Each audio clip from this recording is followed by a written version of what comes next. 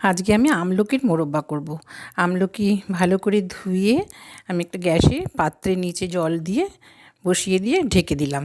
মাঝে মাঝে ঢাকনা খুলে দেখতে হবে। দেখো মোটামুটি সেদ্ধ হবে, এখন আরেকটু ঢেকে দিই। এরপরে আমি একটা ছুরি দিয়ে দেখে নেব সেদ্ধ হয়েছে কি না। এই দেখো সেদ্ধ হয়ে গেছে, এবার খানিকক্ষণ রেখে দিলেই হয়ে যাবে। এবার ওই আমলকি একটা পাত্রে নিয়ে সামান্য বিট নুন দিচ্ছি, আর দিচ্ছি গোলমরিচের গুঁড়ো, আর দেবো একটু কাশ্মীরি লঙ্কার গুঁড়ো, একটু দেখতে ভালো হবে জন্য। খুব ভালো করে প্রত্যেকটা আমলকির গায়ে খুব ভালো করে মাখিয়ে নিতে হবে।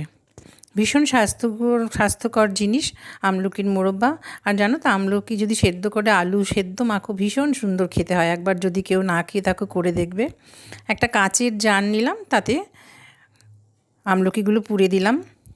কাঁচের জারে আচার, জেলি এইসব জাতীয় জিনিস তো করতে গেলে মানে প্লাস্টিকের পাত্রে ব্যবহার না করে কাঁচের জার ব্যবহার করাই ভালো। আর দিচ্ছি ডাবরের মধু।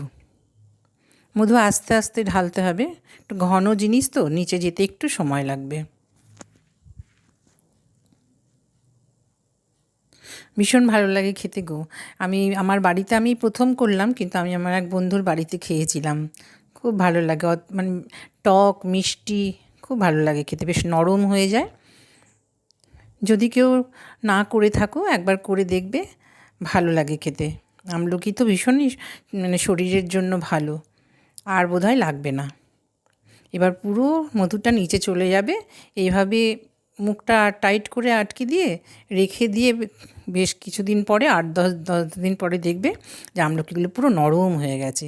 ভিডিওটা কেমন লাগলো অবশ্যই কমেন্ট করে জানিও, আর সাবস্ক্রাইব করার অনুরোধ রইল। সবাই ভালো থেকো।